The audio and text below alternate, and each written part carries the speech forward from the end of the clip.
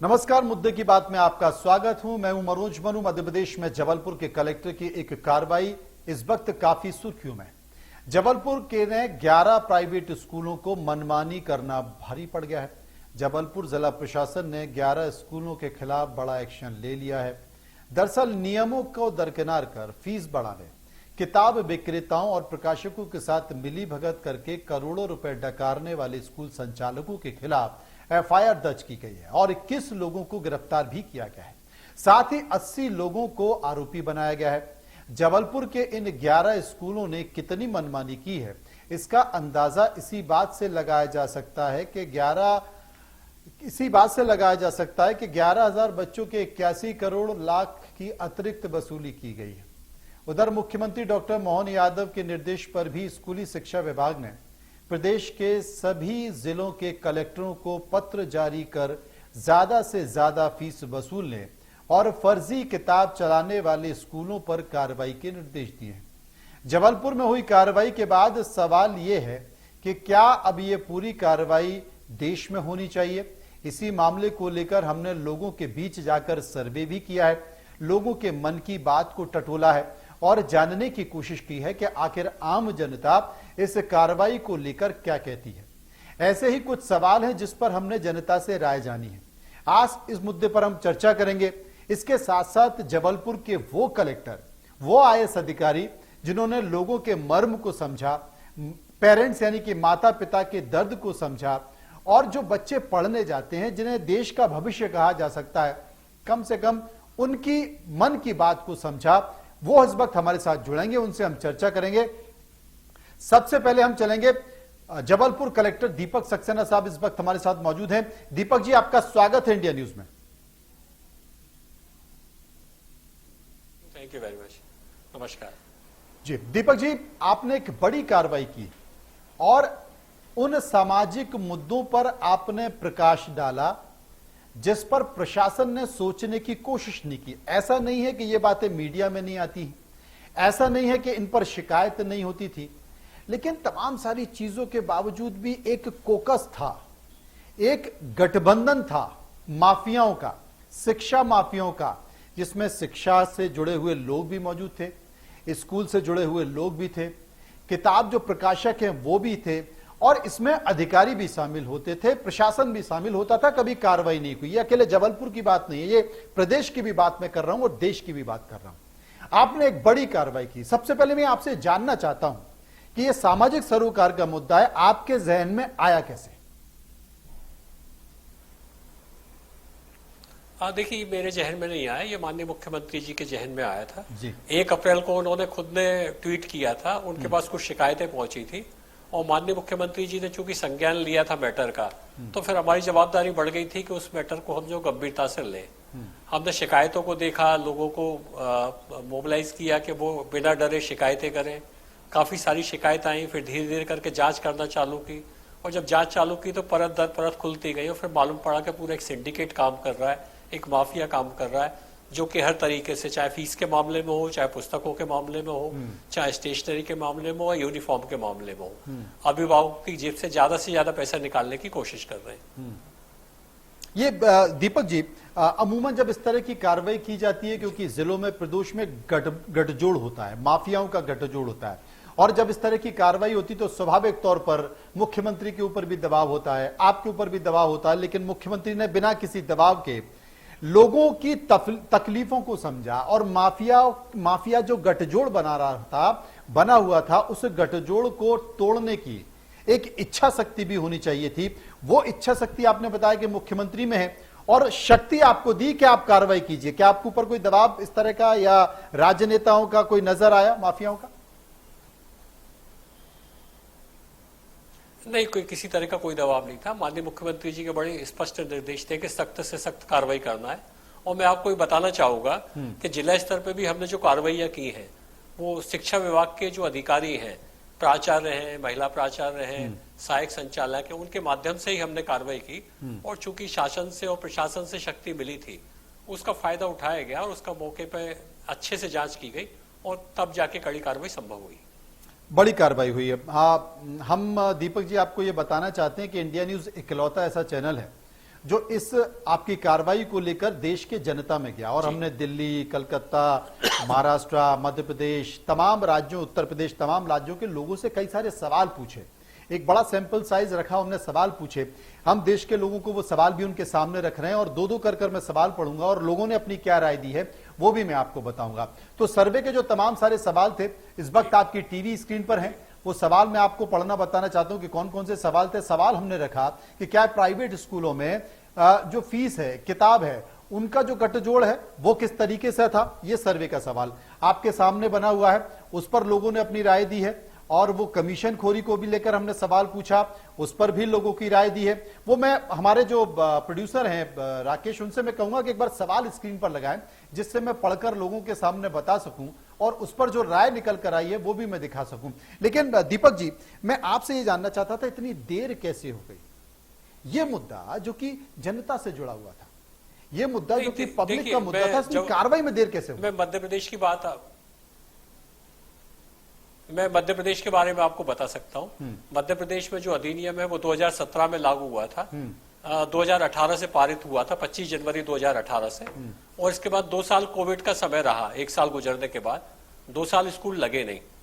तो 2020 में नियम लागू हुए, फिर 2 साल कोविड के कारण स्कूल बंद रहे। तो क्या कोई भी नया अधिनियम यदि लागू होता है तो नया अधिनियम लागू होने के बाद उसके चालू होने में थोड़ा सा समय लगता है।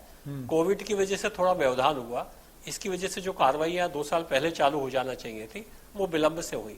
पर मैं इस बात को मानता हूं कि देर आए दुरुस्त आए, अभी कार्रवाइयां चालू हो गई हैं। मध्य प्रदेश में बहुत बेहतर तरीके से कार्रवाई चालू हो रही है। राज्य शासन ने इसको संज्ञान में लिया है, माननीय मुख्यमंत्री जी संज्ञान को लिया है। मुझे लगता है कि हम बहुत बेहतर तरीके से एक अच्छे वातावरण का निर्माण इसमें कर पाएंगे। जी, मैं सर्वे के सवाल में आपको बता दूं, हमने पूछा कि जबलपुर में फीस, किताब और स्टेशनरी के नाम पर मनमानी करने वाले स्कूलों पर बड़ी कार्रवाई हुई है। आपकी राय बिल्कुल सही है, सही कदम है। इस पर लोगों ने क्या कहा, स्कूलों पर लगाम जरूरी है, देश भर में एक्शन हो, कह नहीं सकते। ये कई सारे सवाल थे और बड़ी अच्छी राय निकल कर आई। 91% लोगों ने कहा कि हाँ साहब बहुत अच्छी कार्रवाई है, ये होनी चाहिए कि ड्रेस में जो मनमानी होती है, किताबों में जो मनमानी होती है वो खत्म होनी चाहिए। एक वाकई दीपक जी आपने एक संकेत दिया, और आपकी कार्रवाई के बाद मध्य प्रदेश में भी कई ऐसे जिले हैं जिन पर कार्रवाई शुरू की। आज ही मध्य प्रदेश के शिक्षा विभाग निकल कर आए और शिक्षा विभाग से एक सर्कुलर भी जारी हुआ है कि आपकी कार्रवाई को एक नजीर मानते हुए सारे जिलों में इस पर कार्रवाई किया जाए। दूसरे राज्यों में भी इस तरह की कार्रवाई करने की बात की जा रही है। और मध्य प्रदेश के स्कूली शिक्षा मंत्री अब तक सामने नहीं आए थे, लेकिन अचानक वो भी सामने आ गए। उनकी कुंभकर्णी नींद टूट गई कि नहीं इतना अच्छा काम हो रहा है तो चलिए इस पर अपन भी कुछ कह दिया जाए। उन्होंने भी आज अपना बयान दिया और उन्होंने कहा कि हम इसको मॉनिटरिंग कर रहे हैं। लेकिन चूंकि जिले का कलेक्टर जो होता है वो जनता की नब्ज को बहुत अच्छी तरीके से समझता है, चाहे वो शिक्षा से जुड़ी हुई, चाहे वो फूड यानी कि खाद्य से जुड़ी हुई हो, चाहे वो सामाजिक सरोकार की योजना हो, चाहे वो दलित, पिछड़े, आदिवासी लोग हैं उनकी योजना हो, चाहे कई ऐसे माफिया जैसे आपके जबलपुर में तो माइनिंग माफिया बड़ा प्रसिद्ध चल रहा है, उनका लड़ाई झगड़ा भी चल रहा, उस जैसे मुद्दे हों। तो एक कलेक्टर को सामाजिक संकेत हमेशा देते रहने चाहिए। और अगर इस तरह के सामाजिक संकेत हैं, अगर वो जाते रहें जिले में, समाज में, तो मुझे लगता है कि शायद लोगों की परेशानियां कम होंगी। आप क्या मानते हैं दीपक जी? नहीं, आप बिल्कुल सही कह रहे हैं। देखिए, आपने जो सर्वे कराया है उस सर्वे में लगभग 95% लोगों ने जो है जबलपुर की जो कार्रवाई है उसका समर्थन किया है। ये आप समझ सकते हैं इससे कि ये जो कार्रवाई है ये वास्तव में घर घर में इसकी जरूरत थी। इसके एविडेंस जो है घर घर में है, प्रमाण घर घर में मौजूद है। कोई बहुत जांच करने की आवश्यकता नहीं है। आप अपने अड़ोस में, पड़ोस में बच्चों से पूछ लेंगे, वो बता देंगे कि क्या हो रहा है निजी विद्यालय में। इसको संज्ञान में लेने की आवश्यकता थी। संज्ञान में लेने के बाद इसको पॉलिटिकल विल इसके लिए जरूरी थी कार्रवाई करने के लिए। इस बात में पॉलिटिकल विल यहाँ मध्य प्रदेश में मजबूत हुई है, तो नीचे कार्रवाई भी मजबूत हुई है। जी वाकई। मैं आपसे एक चीज और जानना चाहता हूं, जैसे आपने शिक्षा को लेकर कार्रवाई की है क्योंकि पेरेंट्स हैं, और मैंने देखा है कि जब भी बच्चों के एडमिशन होते हैं या उनकी ड्रेस खरीदने की बात आती है, उनकी फीस की बात आती है, तो अपने आप को बड़ा निरीह प्राणी मानते हैं। वो बच्चों के स्कूल में चाहे वो कितना भी बड़ा तोप हो, और आप भी अपने बच्चे का जब एडमिशन कराने स्कूल में गए होंगे तो आपने अपने सारे कद और पद एक तरफ रख दिए होंगे और आपको वहां जाकर एक पेरेंट्स के तौर पर आना होगा। और वहां किस तरीके एडमिशन एक तो होना बहुत मुश्किल है, उसके बाद उन्होंने कहा कि आपको ये बुक लेनी पड़ेगी और इतने पैसे में लेनी पड़ेगी, आपको फीस के, ड्रेस के, एक दुकान है।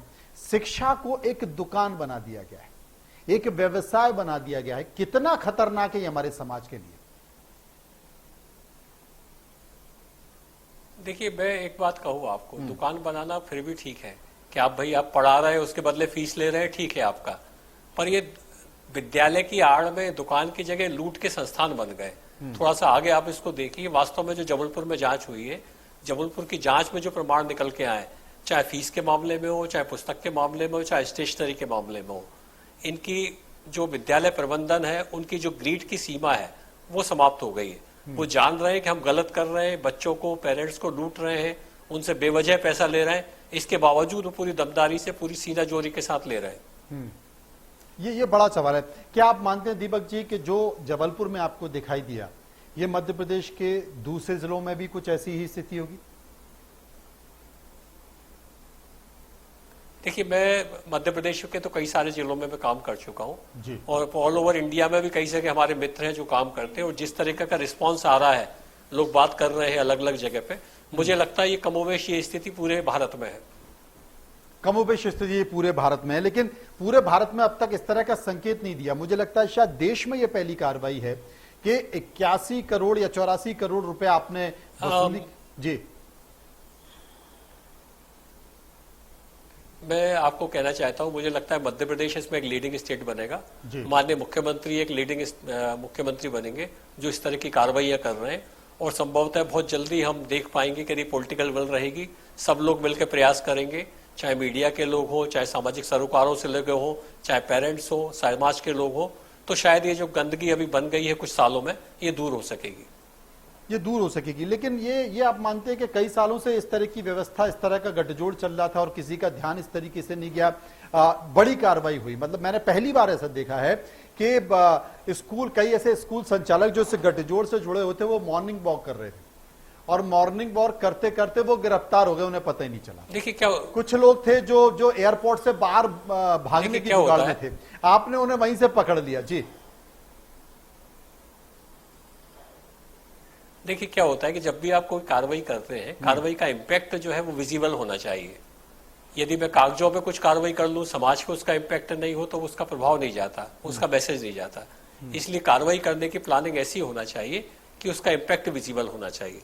जबलपुर में हमने पुलिस के साथ मिलकर, जिला प्रशासन ने इस तरह की प्लानिंग की कि हमारी जो कार्रवाई है उसका इम्पैक्ट विजुअली रहे और पूरे, एटलीस्ट पूरे जबलपुर जिले में, मध्य प्रदेश में जाए। हमारी प्लानिंग का जो पार्ट था काम करने का, वो सफल हुआ और मुझे लगता है हम संदेश देने में सफल हुए।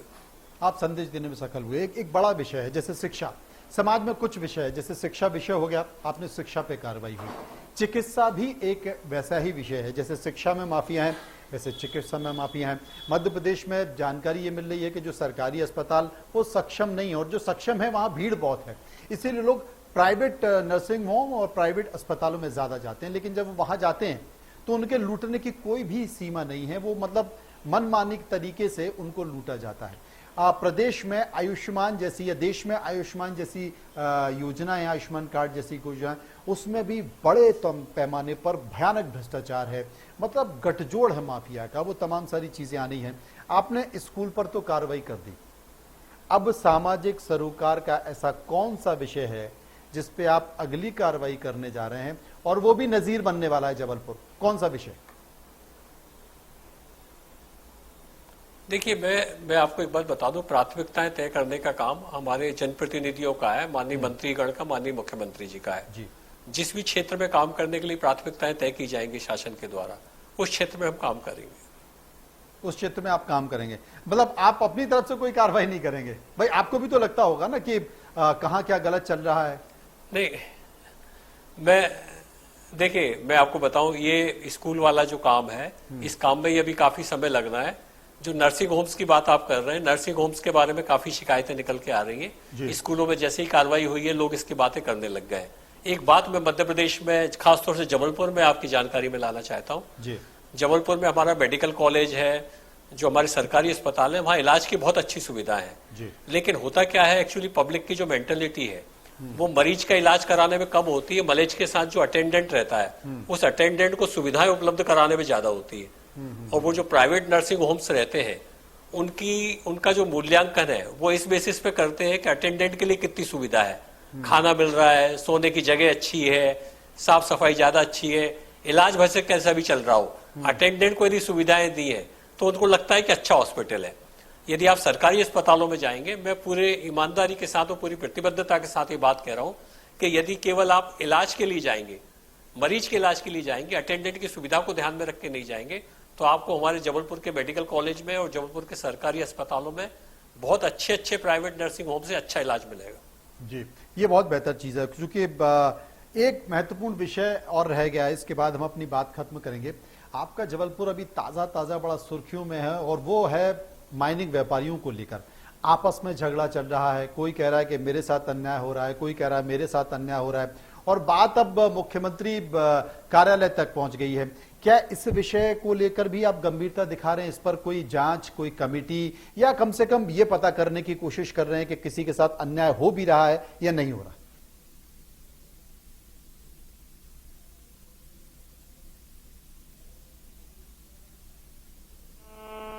दीपक जी, मेरी आवाज आपको मिल रही है?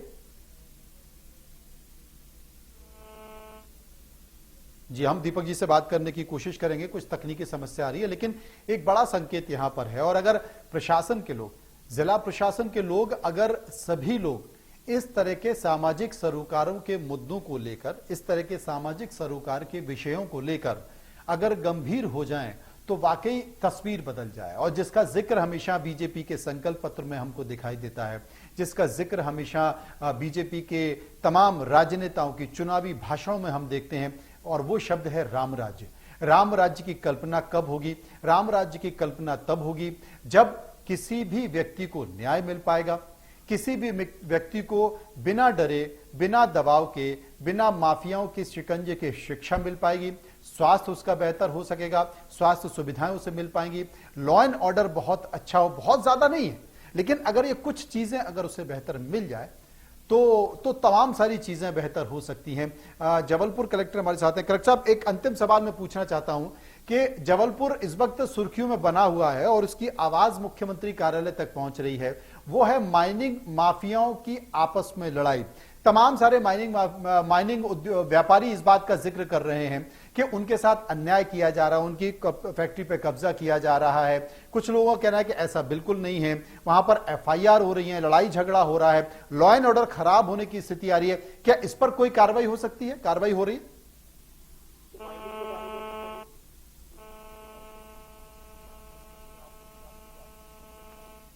जी, बहुत बहुत शुक्रिया करेंगे आपका दीपक जी, आपने हमसे बात की और लगातार प्रयास करेंगे। फिलहाल मुद्दे की बात में इतना ही, बाकी खबरों के लिए आप चलते रहिए इंडिया न्यूज के साथ। मुझे दीजिए इजाजत, नमस्कार।